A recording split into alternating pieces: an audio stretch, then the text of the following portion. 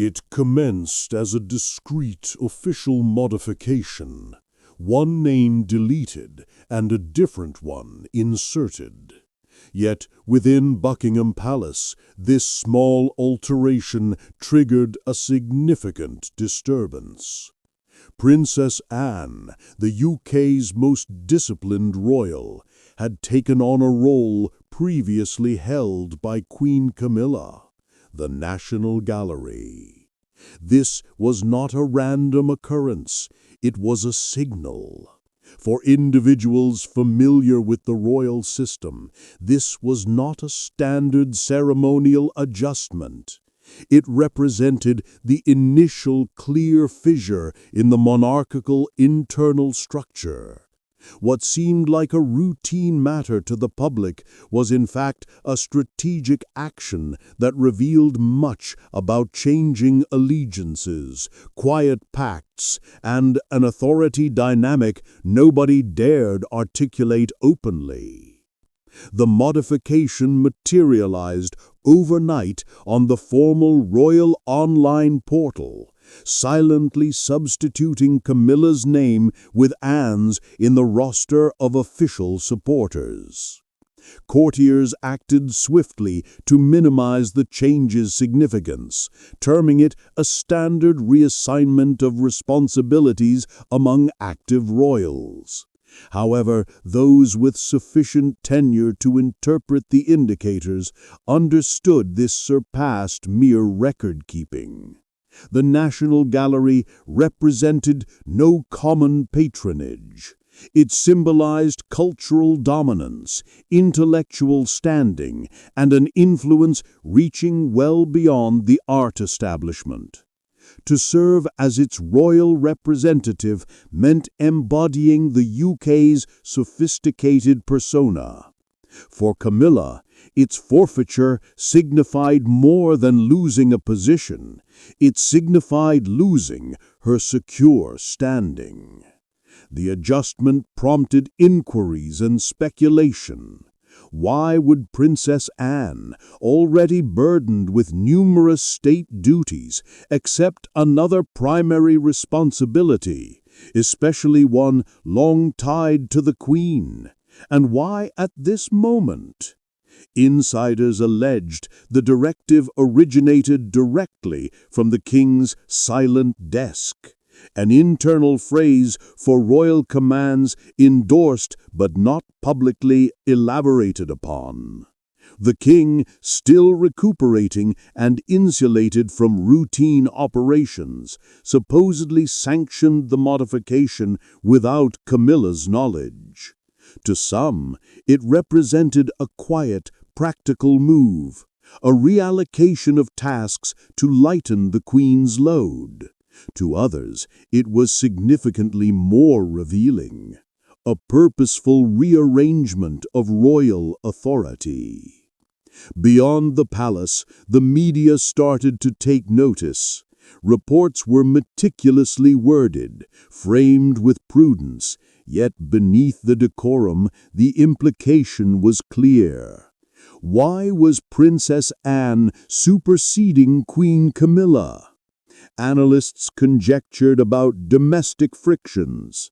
The narrative of a cohesive royal family started to falter, despite official declarations insisting on complete harmony. Sources depicted agitation spreading through Clarence House, where Camilla's personnel allegedly hurried to mitigate the humiliation. The National Gallery also found itself in an awkward position, releasing neutral communiques while discreetly preparing for increased scrutiny. Within monarchical circles, the signal was unambiguous. Anne's new role was not an error. It was a deliberate decision. It reinforced the pecking order without resorting to conflict, imposed discipline without discussion, and, crucially, it connected the most dutiful royal, Anne, with the most observed, Catherine. These two figures, linked by allegiance and silent perseverance, were suddenly pivotal to a fresh narrative, one prioritizing female fortitude over monarchical rank. The issue ceased to be about who possessed ranks, but about who possessed credibility. As conjecture intensified, the palace employed its preferred tactic: quietness. No clarifications, no retractions, just the single alteration displayed clearly on the royal website for all to observe. What the monarchy declined to state publicly, the populace could infer. The adjustment, though subtle, was profound. A revised structure was materializing, bounded on understated defiance, unvoiced solidarity, and the strength of moderation. But concealed by this courteous exchange of roles was something significantly more ominous: an unstated partnership poised to permanently disrupt the monarchical equilibrium. Princess Anne has perpetually been known as the crown's final defender. She entered a life of obligation, was molded by rigor, and adhered to principles valuing duty over personal feeling. Yet defenders also select their leaders, and for Anne, allegiance was never tied to rank, it was tied to character. Beneath the rigid composure and strict self-control that characterized her, a personal loyalty existed, seldom expressed: her confidence in Catherine. This was not an allegiance derived from closeness or adulation, but from esteem, the sort one woman of fortitude recognizes in another. As the public observed Catherine's elegance, Anne perceived a profounder quality: resilience, moderation, the capacity to endure crises quietly and surface with greater strength. And as others murmured, questioned, or ridiculed, Anne maintained her quiet, yet she persistently observed. Anne's standing within the institution was consistently unambiguous. She was the practical royal, the one who never sought the spotlight, never engaged in theatrics. While her relations navigated scandals, Anne continued forward with subdued dignity, personifying the monarchy's resilience through decades of upheaval. She witnessed everything: separations, betrayals, failures of duty. Yet she never faltered in her commitment. Her allegiance was not unconditional. It was tempered by the harsh truths of existence. And when the institution wavered, Anne stabilized it, not with declarations or actions, but through simple persistence. Her presence alone served as a reminder that the royal family was not just a system, it was a dynamic, ongoing test of endurance. Yet over time, Anne grew cautious of the nuanced change within the palace, the emphasis on influence, the subtle manipulations, the quiet factionalism, factors she recognized had ruined dynasties far stronger than her own. As Camilla started to amass authority as queen, Anne observed intently, not with ill will, but with apprehension.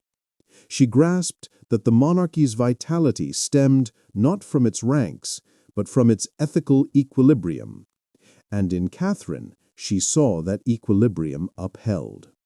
The junior woman recalled for her something the royal family had misplaced: self-discipline, modesty, and direction.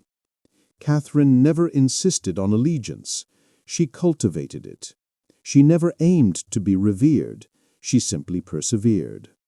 That, for Anne, constituted leadership. During the king's malady, the connection between the two women intensified discreetly. While much of the palace tiptoed around the topic of the future, Anne and Catherine conversed with striking frankness. Both comprehended the harshness of public expectation, the demand to serve while concealing personal feeling. In Catherine's composure, Anne recognized her own younger self, steadfast, poised, resolute amidst conjecture. No grand pronouncements occurred between them, no hushed plots or authority agreements, only a mutual understanding that when required, they would safeguard the monarchy, not via maneuvering, but via integrity. Thus, when the time arrived to intervene, Anne acted characteristically. She selected representation over dispute. Assuming Camilla's patronage was not an aggressive act. It was a signal conveyed silently. It declared, the crown must align with stability, not self-importance. For Anne, this was not insurrection. It was preservation. A defender stepping into the breach once more. Yet within the palace, her quiet gesture of allegiance was misinterpreted. To Camilla, it was not duty, it was treachery. And as Anne advanced in loyalty, Camilla perceived only betrayal, a betrayal that would not be tolerated. For Queen Camilla, the issue was not the art, it was the power. The National Gallery represented more than a mere patronage. It was a declaration of her stability, a societal confirmation of her standing within the monarchy. For decades, she battled for acknowledgement, not just as the king's spouse, but as a queen recognized for her own contributions. And suddenly, in a single, quiet, administrative adjustment, that acknowledgement was nullified, supplanted by the identity Princess Anne. To the world, it seemed procedural, but for Camilla, it felt deeply personal. It was degradation presented as protocol, disloyalty masked as record-keeping. When the information was relayed to her, the Queen's self-control reportedly fractured for the first time in memory. Privately, her voice, typically serene and measured, allegedly quivered with fury. An explanation, she insisted, from her personnel. The palace's reply was detached. It was the king's directive. Yet this clarification brought no solace. The determination was not raised, not even suggested. Being excluded from this decision was not an error. It was an effacement. The Buckingham corridors buzzed, but nobody ventured to look her in the eye. Individuals serving her intimately reported the betrayal struck harder due to its quietness. No debate, no dramatic confrontation, just quiet. That, for Camilla, was the most painful aspect of all. Within moments, her assistants grew tense. Conferences became strained, calls abrupt, and agitation became palpable. Accounts surfaced of terse discussions between Clarence House and Buckingham personnel, charges of deceit, of being excluded from decisions. Several asserted the change was simple housekeeping. Others, more wary, conceded it conveyed a signal. A high-ranking courtier was allegedly heard terming it a development in progress, a sophisticated euphemism for what all implicitly understood. Power was relocating, and its direction was away from Camilla. In private, Camilla expressed her feelings to the select few she maintained confidence in. Her words were laden with bitterness. "They are arranging my departure." She named the individuals she held responsible. Hannah and Catherine, two figures of discipline and moderation, now linked by shared esteem and quiet resolve. To Camilla, it constituted a silent overthrow, executed with meticulous precision. The Queen's supporters in the media attempted to mitigate the situation, releasing favorable narratives about responsibility reallocation and modernization. Yet even they failed to obscure the symbolism, a queen receding, while another ascending without apparent effort. The emotional impact was undeniable. Observers depicted a woman torn between rage and astonishment, not reacting publicly, but seething with the realization of being surpassed without a single direct challenge. Her personnel became excessively cautious. Any minor error risked triggering an outburst. However, beneath the fury lay a more delicate emotion: dread. Dread that the very status she battled for her entire existence was dissolving from her grasp. The king, recuperating privately, remained unavailable. Speculation circulated that Camilla insisted on a personal conference, intent on challenging him directly. "After all my efforts," she purportedly remarked to an aide, "I refuse to be ousted while I still live." Yet, whether that meeting occurred, nobody could verify. What remained clear, nonetheless, was the Queen's feeling of isolation had reached a new depth, and as the palace continued its functions, Camilla felt marginalized, deprived not of her rank, but of a far more significant asset: influence. Yet while Camilla fumed privately, Catherine preserved an almost unsettling composure, the tranquility of an individual who anticipated the outcome. While the public speculated on monarchical conflicts, Catherine maintained her silence. She had no need to articulate.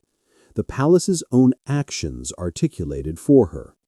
Each move, each state appearance, each intentional action seemed to radiate a sense of quiet command. She was not grasping for authority. She was becoming it. In a monarchy shaken by scandal and dimmed by weariness, Catherine emerged as its resolute core, a figure of stability in a tempest of doubt. Her quietness was not meekness, it was mastery. It represented the uncommon form of power that does not assert itself, it pervades. What defined her ascent was not overt ambition, but self-control. As others descended into the politics of rumor and strategy, Catherine perfected the discipline of detachment. She allowed the commotion to eddy around her, unaffected. When Camilla raged, when aides conjectured, when the press attempted to bait her, she offered nothing. No response, no countermove, just poise. And through that moderation, she outmaneuvered everyone. Her potency resided in her subtlety, the capacity to influence events without seeming to participate. While rivals battled for visibility, Catherine prevailed through discretion. Her subdued propriety amplified her power more effectively than any proclamation. Internally, counselors started to shift their positions. Individuals once committed to Camilla or positioned near Charles's circle began to move discreetly toward Catherine's sphere. They spoke of her in hushed tones initially: controlled, methodical, impossible to destabilize. Yet soon those hushed tones solidified into agreement. The monarchy required stability, and Catherine was its new emblem. She did not govern through rank. She governed through conduct. And the courtiers, perpetually attuned to changes in authority, sensed the equilibrium tilting. To them, she was not merely the future, she had become the present. The public also perceived what the palace declined to state. Approval ratings climbed, media reports softened, and analysts started making parallels to previous sovereigns. The people's queen, they dubbed her, not from cheap sentiment, but from acknowledgement. Her de facto regency during the king's ailment demonstrated a crucial point. She could lead without domination, command without intimidation, and represent without self-importance. In an era perceiving the monarchy as archaic, Catherine rendered it human once more. Her statements were minimal, yet her bearing conveyed the type of ethical authority Britain had not witnessed in its golden periods. The king himself started to recognize this. In periods of contemplation, Charles frequently solicited her advice, not from duty, but from need. Her lucidity grounded him, her composure calmed his anxieties. She evolved from merely his daughter-in-law to his advisor, the single voice he trusted to provide truth without agenda. Insiders suggest he once referred to her as the equilibrium between heritage and the future. This was a significant admission, one indicating the extent of the power Catherine now wielded, having never requested it.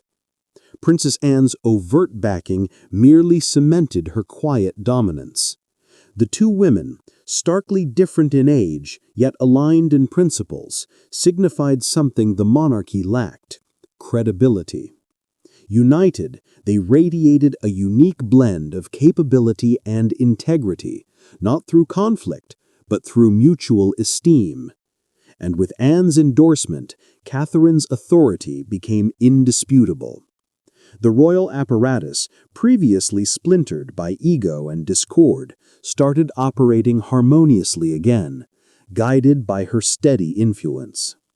Yet even as the monarchy rediscovered its equilibrium, a different sentiment began to stir beneath the polished facade of solidarity.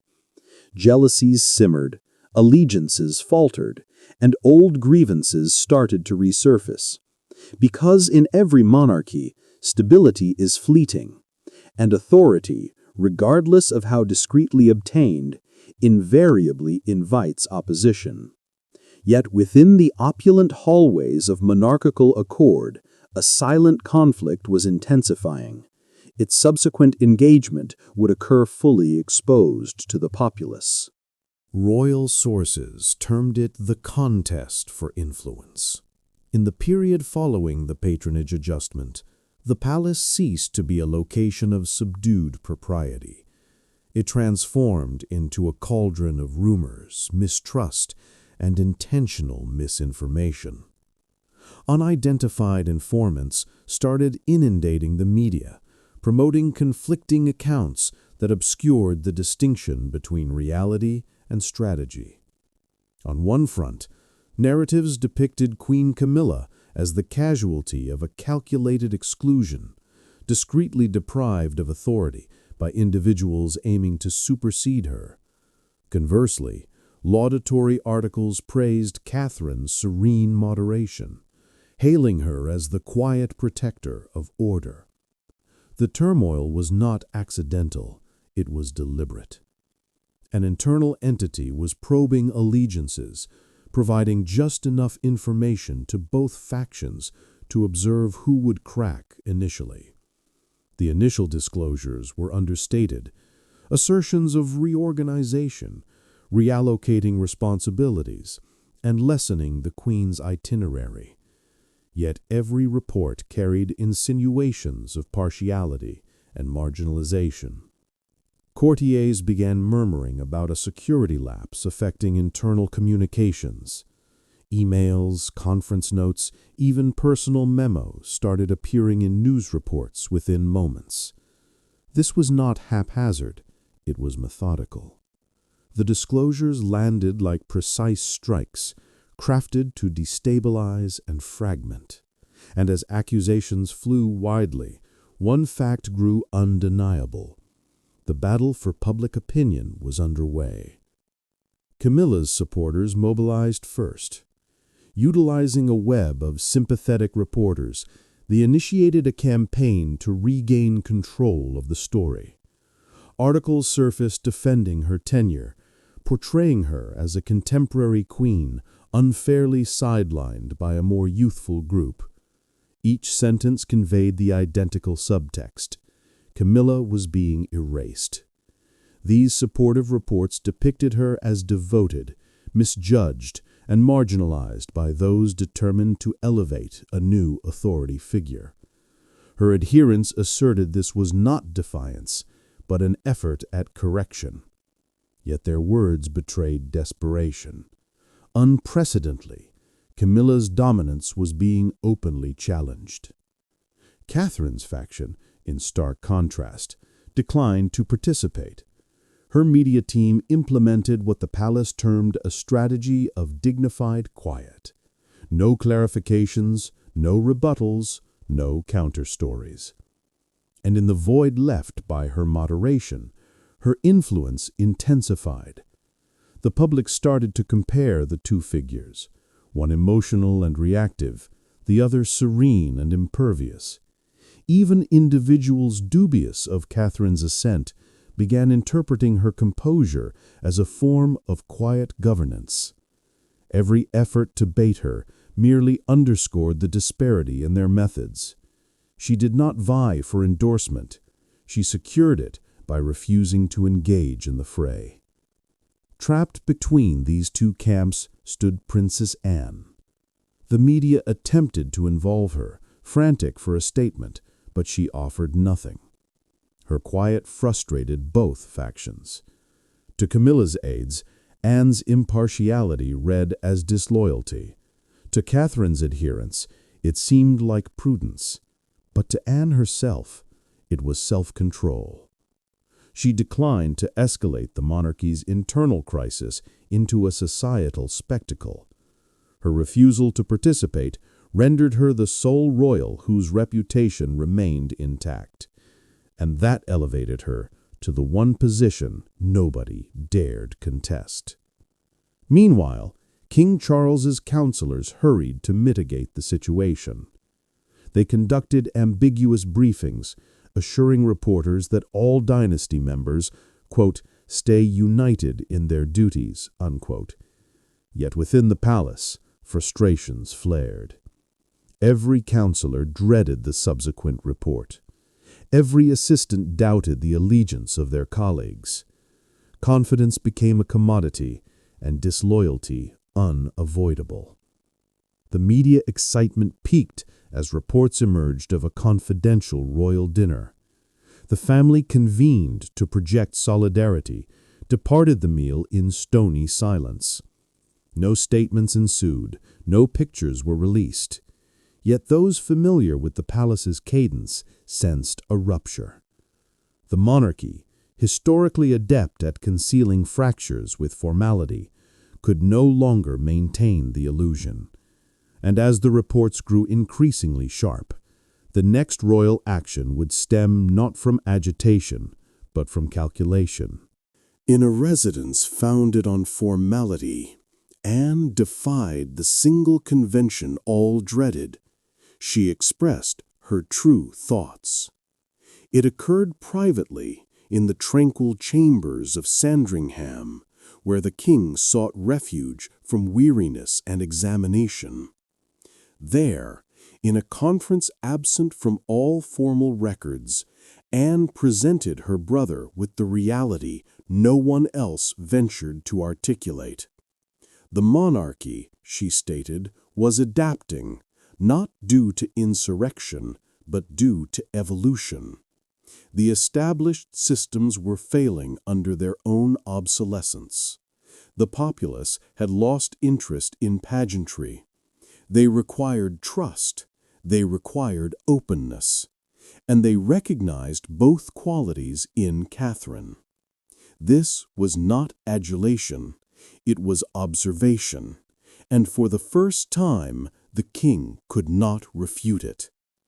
Anne's statement carried the authority of a lifetime dedicated to duty. She did not speak to curry favor, she spoke to ensure survival. "You understand their sentiments, Charles," she started, her voice unwavering but resolute. "They are weary, not of the crown, but of its current state, detached, defensive, self-serving. Catherine offers them something we have forfeited.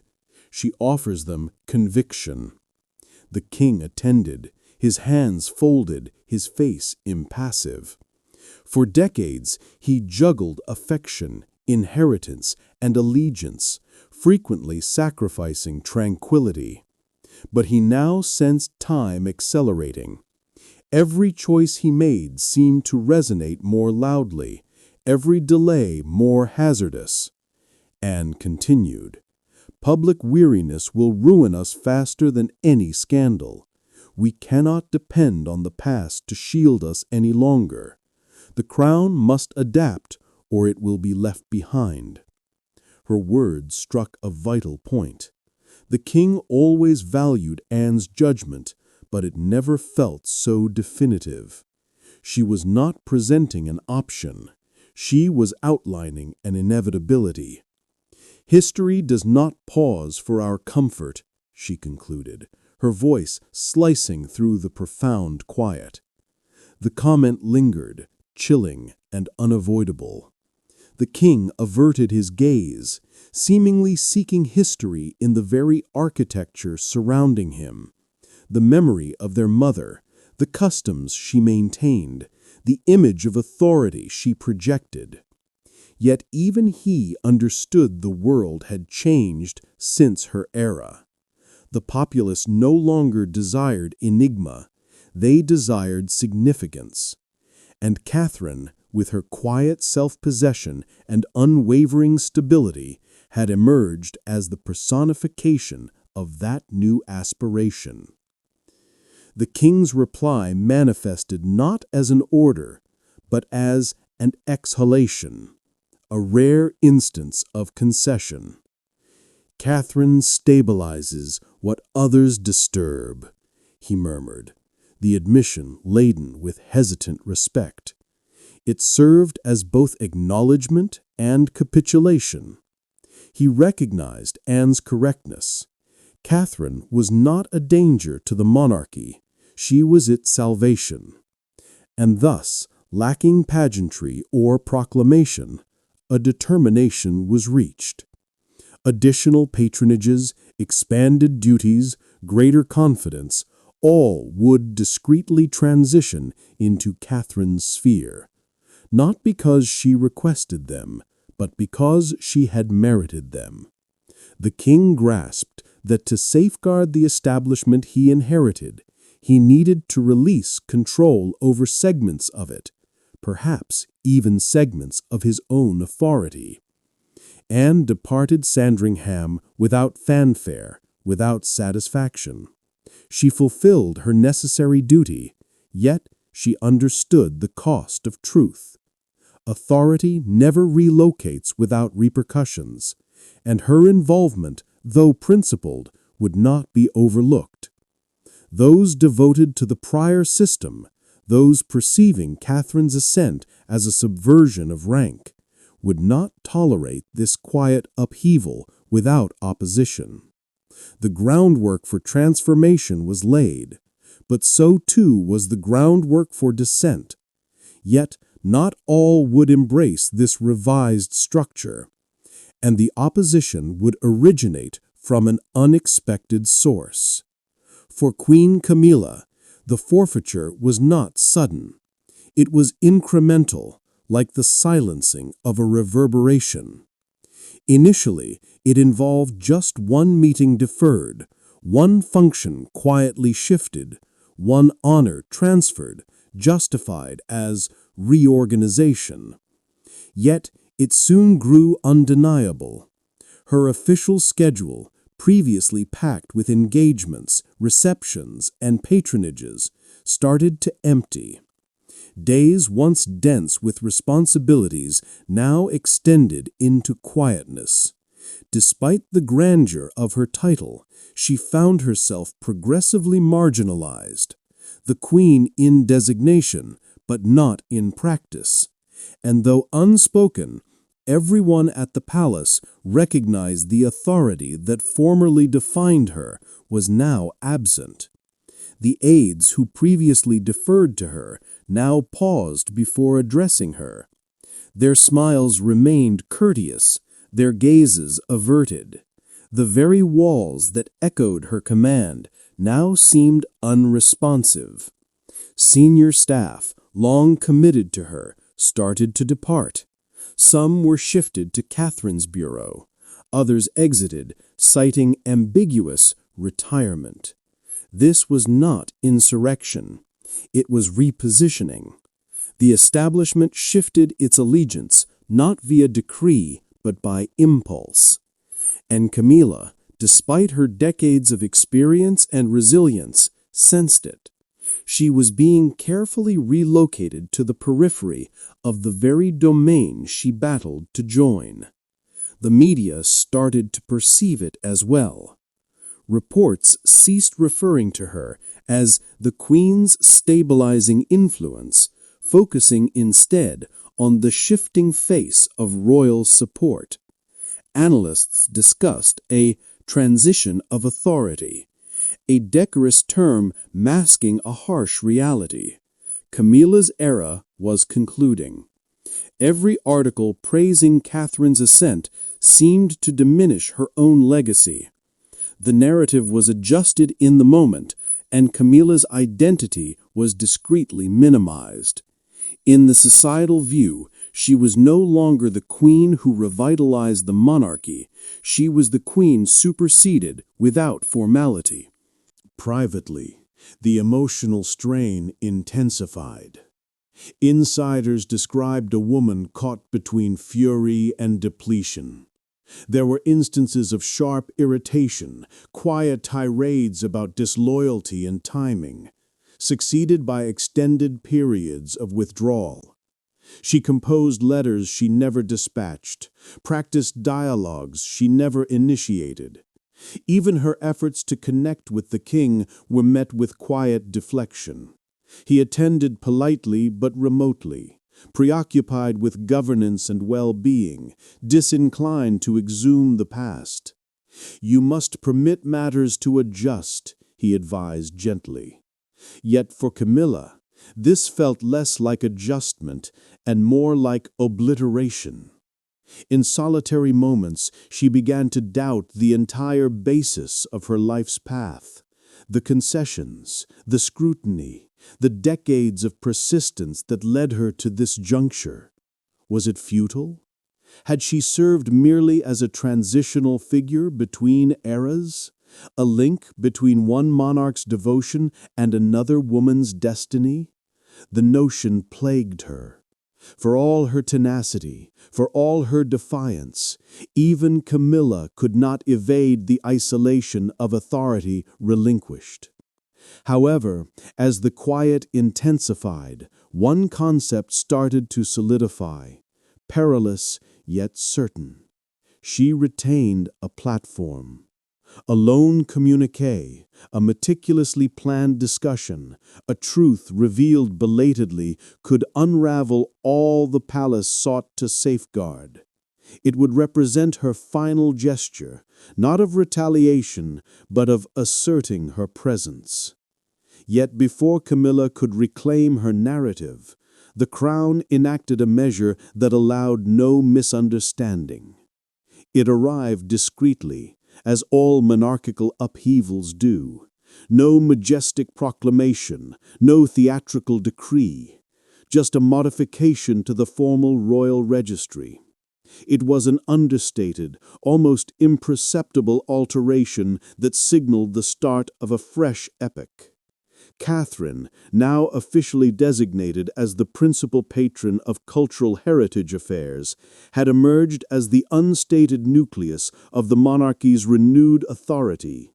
What initiated as a lone patronage change had transformed into a comprehensive reorganization of influence, managed with such subtlety that few grasped it was already complete.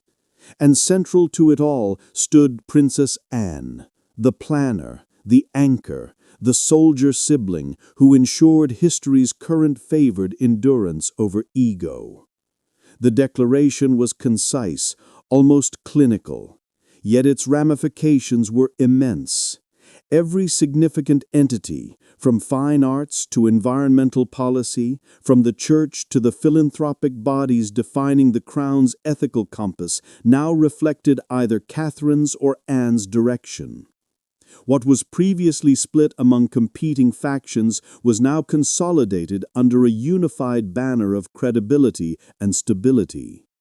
The palace termed it a simplified system, but those versed in the nuances of authority understood. The era of quiet, female-led governance had dawned. The king, observing from a state of contemplation and vulnerability, endorsed the choice that would shape his historical reputation. His words, conveyed via a formal communiqué, were direct yet meaningful. A new era of continuity. This was simultaneously an endorsement and a concession, indicating his own acknowledgement of where the monarchy's resilience now resided.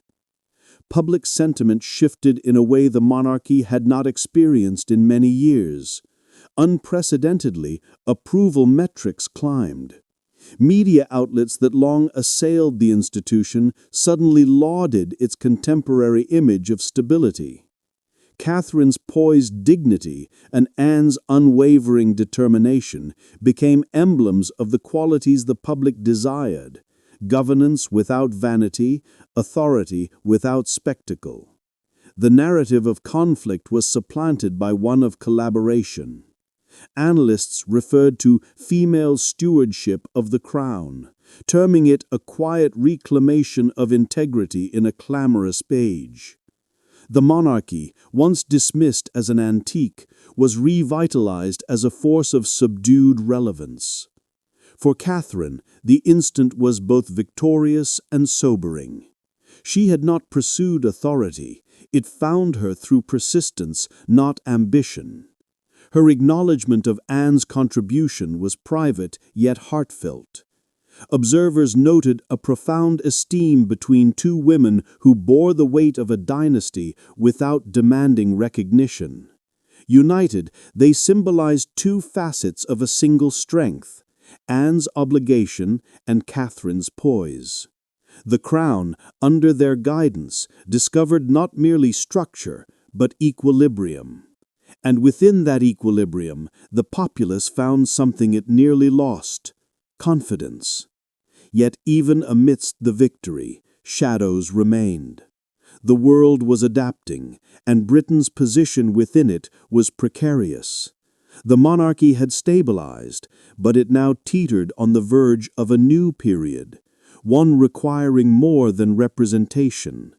The crown's endurance would hinge not just on its persona, but on its capacity to adapt. Yet even as the acclaim resounded across Britain, the query lingered. Had the monarchy genuinely achieved stability, or merely delayed the next storm?